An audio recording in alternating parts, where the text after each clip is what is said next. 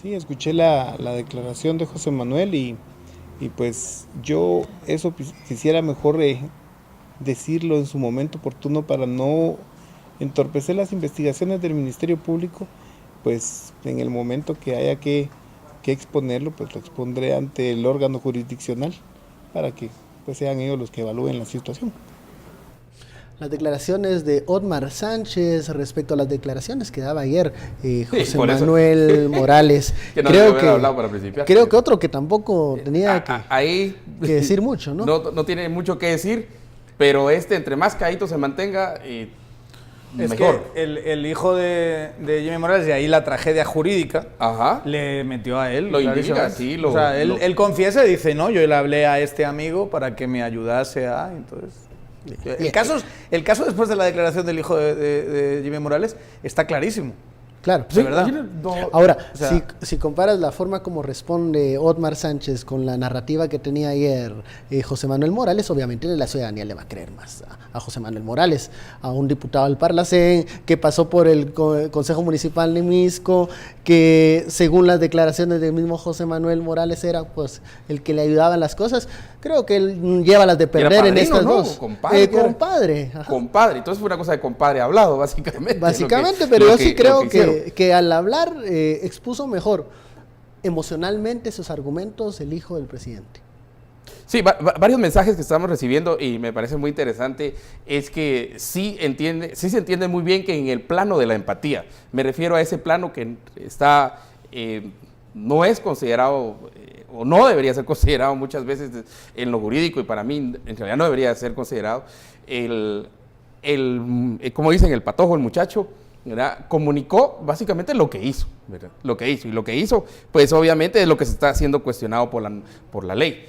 Pero en este caso de Otmar Sánchez, a mí me sorprende, primero que haya hablado y segundo, aunque haya sido, ¿verdad? Le va a llegar su tiempo obviamente de defensa. Pues estamos en una etapa pero muy cruda, que es todavía el tema del antejuicio.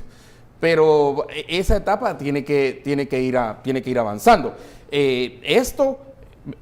Miren, y la realidad es, sea muy patojo, muy inocente o muy joven o como dijo, muy proactivo, lo cierto es que hoy amaneció en la cárcel y así va a seguir los siguientes días. Y si vemos cómo caminan los procesos legales en Guatemala, pues esto va a llevar su tiempo. Y por eso, antes del corte, hacía la pregunta, ¿es hoy el presidente Jimmy Morales menos presidente que hace 2 o 3 días? Y teniendo en cuenta que va a haber un proceso que se va a tardar, esto no va a terminar en un mes. 3 pidió la fiscalía, pidió 3. ¿Cómo esto puede limitar el poder político del presidente? Si te refieres a que tiene menos poder político, está clarísimo. Sí, está clarísimo. O sea, esto es un golpe muy duro a su legitimidad, es un golpe muy duro a su imagen, es un golpe muy duro a su estado de ánimo. Seguro que eso afecta, aunque ayer le vimos estoico a largo plazo pensar que siendo presidente... No es ninguna tontería lo que estaba diciendo ayer Philip y lo que está diciendo Estuardo.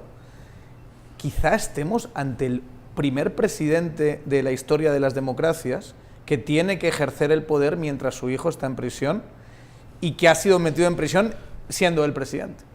Y por un caso de corrupción. Estamos ante el primer caso de la historia mundial de todas las democracias. No es ninguna tontería, o sea, no habría ningún otro caso en el que pudiésemos comparar la reacción de un presidente en ese contexto. Porque este sería, si estamos en lo correcto y de verdad no hemos encontrado ni un solo caso en todo el mundo, este sería el primero. Y eso es algo impresionante. O sea, es impresionante analizarlo desde esa perspectiva, porque de aquí al futuro, y estas cosas pueden pegar en semanas, en meses, ¿cuál va a estar el estado de ánimo de Jimmy Morales? ¿Qué clase de decisiones tiene que tomar? Hoy hubo un artículo muy interesante en Nómada por parte de Rodríguez Pellecer, de Martín, que decía que había un riesgo al estar en prisión el hijo y el hermano, de que dentro de la prisión alguien utilizase eso para extorsionar al presidente, para meterle presión al presidente. Si eres capaz de, digamos, influir en el sistema penitenciario, que hay mucha gente que es capaz de hacerlo, ¿qué le puedes decir al presidente que haga a cambio de que tú tienes cercanos al hijo y a familiares? Es algo a tener en cuenta, desde luego. Y el hecho de que la opinión pública ya no le vea como ni corrupto ni ladrón, significa, creo que ya estos días se ha dicho bastante, significa que en última instancia pierde el poquito capital político que tenía, porque mucho más que eso no ha tenido en este año de presidencia. ¿Cómo va a poder cómo va a reaccionar el presidente? Es lo que vamos a estar pendientes de aquí en adelante, porque como dice Daniel, un día en donde hubo aciertos en comunicación, en donde estuvo estoico, como debía reaccionar, pero esto se va a prolongar en meses, teniendo en cuenta cómo son los procesos. Dado los procesos, por ejemplo, de cooptación del Estado, que MP pidió 3 meses también, y en algunos casos 3 meses fue lo que pidió, y pasó un año. Después de esos 3 meses pasó un año y ahí sigue. Y fue hasta como más de un año después que se entró a la etapa siguiente. Y creo que este caso iría por el mismo camino. ¿Cuál se podría hacer un daño aquí? Que en desesperación, digamos, en una inconsistencia psicológica, el presidente empiece a utilizar terceras vías para poder interferir o presionar una rapidez o una celeridad en el proceso. Interferir siempre va a ser una tentación, sobre todo cuando siempre se va a ser una tentación. Poder. Y la gente que está alrededor, las juntitas que están alrededor, es algo que no debe, y ese estoicismo creo que tiene que fortalecerse para decir que no va a ser influenciado por esas juntitas a decirle, no hombre, si usted tiene el poder, éntrele. Yo creo que esa es la primera tentación, pero de la que más hay que alejarse. Y segundo, las debilidades frente a otros actores políticos.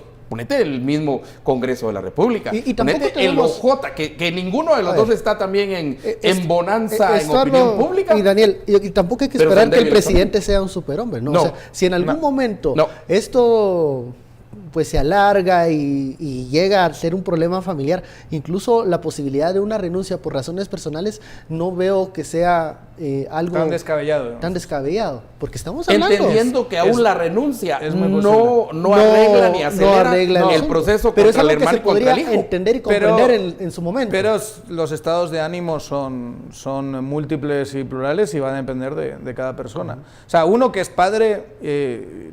de verdad le aterra un poco una situación como esa y no sabes cómo vas a reaccionar. Desde luego, yo creo que tienes toda la razón, creo que es algo que hay que contemplar. Una vez más, como no tenemos ningún ejemplo comparativo en ningún otro país del mundo, no sabemos muy bien por dónde va a ir la cosa, pero si hay un ejemplo, o si se me puede ocurrir un caso en el que alguien esté debilitado en su acción pública, es un caso como este. Sí, que sea democracia, no Corea del Norte, ¿verdad? Bueno, entonces, digamos, ese no es un si Menem fuese el presidente de Corea del Norte, el hijo no acaba en prisión y acaban muertos todos los que acusaron al hijo de lo que sea. Incluso los que comentaran cosas. No, y en ese sentido debe ser también muy frustrante ser presidente y siendo presidente que pasase esto. Eso debe tenerlo aterrorizado hasta cierto punto. Ahora, otras de las situaciones que ayer llamaron mucho la atención de los tuiteros, sobre todo, que nos enviaban mensajes, era el hecho de que el Ministerio Público no entró a casa presidencial, sino que envió una carta en donde se solicitaba y se le pedía al presidente que en aras de fortalecer la justicia, pues ayudara a que se entregara el joven José Manuel Morales. A muchas personas les generó ruido saber que casa presidencial no se puede allanar. Sí, no se puede allanar casa presidencial. Y era un tema que muchos desconocían incluso. Sí, no se puede allanar y esa es una protección. Y comenzó ahí la confusión entre privilegios o qué es lo que por ley no se puede hacer. No, es que en realidad... eso es por ley. En realidad la protección es al presidente.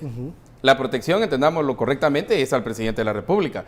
No al hijo del presidente de la República.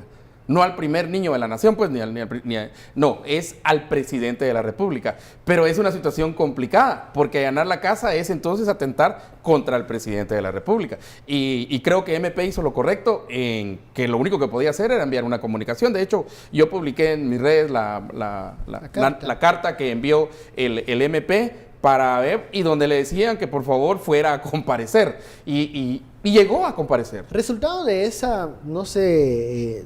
confusión al inicio que expresaron muchos seguidores en redes sociales, también se comenzó a hablar sobre privilegios. ¿Va a tener José Manuel y Samuel Morales privilegios o hay que diferenciar eso a medidas de seguridad para que no se dé lo que decía Daniel? Vamos a ver. Yo creo que esta clase de frustraciones también tenemos que ponerlas en cierta perspectiva. el daño institucional que puedes hacer si, por ejemplo, entras en casa presidencial, esté prohibido o no esté prohibido, digamos, el daño estético que se puede hacer, creo que se puede paliar perfectamente con ponerse de acuerdo y miren, ¿por qué no llega a tribunales mejor y hagámoslo de esta manera? Porque si no el daño es mucho más grande y así rebajamos un poquito el perfil de lo que estamos haciendo y hay un acuerdo explícito. Yo creo que eso es natural y normal, aunque obviamente no es procedimiento estándar porque este caso es un caso especial, pero realmente no estamos hablando de algo, de una falta grave de institucional por haber tenido un acuerdo de estas características. Si estamos hablando de privilegios porque se protege especialmente la vida y la integridad del hijo y el hermano del presidente, creo que hay que volver otra vez a hacer el mismo comentario que estábamos haciendo antes. ¿Qué pasa si alguien aprovecha esa condición de presidiario para extorsionar nada más y nada menos que al presidente de la nación? Eso no se puede permitir y por eso yo sí estoy de acuerdo que se les dé un trato distinto, en el sentido en que se le ponga mucho más énfasis en la integridad de estos dos reos. Yo sé que ojalá pudiésemos garantizar la de todos, pero en este caso hay... Igual que se tiene que separar, que lo hemos dicho muchas veces en este programa, sí, a reos muy peligrosos sí, y ponerlos en un trato especial por el tipo de perfil criminal que son, por la clase de persona que son y por el ejercicio del poder que tiene un pariente suyo, creo que hay que tener especial cuidado. Sí, gracias Angie Peña, está publicando también la carta ahorita en Twitter para que entendamos cómo se dio esa dinámica entre Ministerio Público y Casa Presidencial, aquí principalmente en la prohibición de allanar la Casa Presidencial en protección al presidente, pero como él reportó la dirección de Casa Presidencial como residencia, entonces no se podía hacer mayor cosa. Pero aquí vamos a Matamoros. Y aquí es donde empieza otra vez el recuento de daños, esa maquinaria empieza a funcionar. ¿Por qué? ¿Quién está a cargo de las en estricto sentido y en jerarquía, quién está a cargo de las prisiones en Guatemala? Es el presidente. ¿Por medio de quién? Del ministro de Gobernación. Y el ministro de Gobernación a través de un sistema penitenciario. Ojo que Matamoros, en tiempos de Roxana y en tiempos de la caída también de Otto Pérez, se hicieron construcciones especiales ahí. De hecho, Matamoros tiene una entrada. Por la colonia. Sí, por el lado antes de llegar al puente hay una entrada y le llaman la entrada presidencial. La guardia presidencial está en Matamoros. Entonces también hay que ver las otras consideraciones de por qué Matamoros. Sea para protección, para evitar chantajes al presidente y al hermano del presidente, porque el presidente mismo podría terminar en chantaje, o sea también una decisión de quien dirige el sistema penitenciario, que es el presidente al final del día a través del ministro de Gobernación, y las ciertas prebendas que se podrían tener en Matamoros, como una cárcel. Aquí caemos otra vez en el problema de no tener cárceles y por eso utilizar instalaciones militares, sea Mariscal Zavala o sea Matamoros, para estos casos. Y Matamoros ha estado que sale de cárcel, que la vuelven a cárcel, que quitan y que lo vuelven a considerar cárcel otra vez. Cárcel preventiva, me refiero. Ahora, Daniel, por el desorden en el sistema penitenciario, esa línea, esa diferencia entre la seguridad para un reo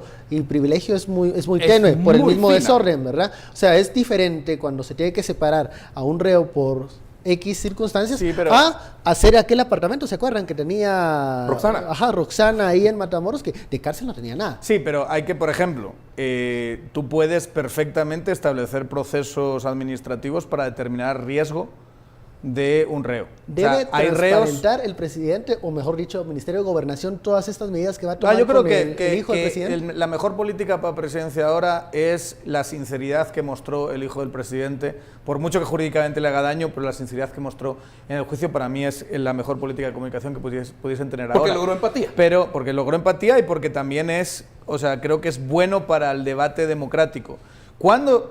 Yo lo critiqué mucho cuando salió el presidente con ese video suyo de 2 minutos y medio con la esposa agarrada de la mano, la primera dama, hablando del caso y luego terminando el video diciendo ya no voy a volver a hablar más del caso. Yo creo que fue nefasto en términos comunicacionales porque lo que hizo fue aumentar la especulación. O sea, básicamente dijo, no quiere hablar. Dijo, soy el primero que te habla del caso, te doy muy poquita información y no te voy a volver a hablar del caso, dices tú. Bueno, lo único que has hecho es confundirme. En cambio, lo que vimos ayer fue una exposición bastante más clara de lo que había pasado. Y yo creo que ahí es donde hay una parte de eso que se genera, en la que se genera empatía. Pero volviendo al caso del reo, Tú puedes perfectamente generar un proceso administrativo donde determines si hay peligro de que a ese reo lo maten. Por poner un ejemplo, es bien conocido que en cárceles de todo el mundo un violador o un abusador de niños, si los demás reos se enteran que lo es, tiene un peligro especial de que su vida o su digamos, integridad física vaya a ser atacada. Cosa que a lo mejor alguien que es detenido por el robo de un vehículo, en principio no puedes hacer esa aseveración. ¿Tiene la obligación cualquier sistema penitenciario del mundo de garantizar la integridad? Por supuesto que la tiene, y por lo tanto se justifica el trato preferencial desde esa perspectiva. Si yo hago una evaluación y la evaluación me dice objetivamente que tú tienes más probabilidades de que te hagan daño, te hago y reduzco esas probabilidades con una política pública especial para ti. Pero hay que saberlo comunicar, eso es muy importante. Sobre todo luego lo que sucedió ayer, comunicar muy bien que se van a tomar medidas especiales en este caso, para mí está la muy familia del sí, presidente. Y ahí no tiene que comunicar el presidente. Gobernación y sistema penitenciario. Es gobernación y el sistema penitenciario. Sí. Ojo que fue la misma jueza quien dejó a discreción del director del sistema penitenciario. ¿A dónde lo refería? A dónde lo referían.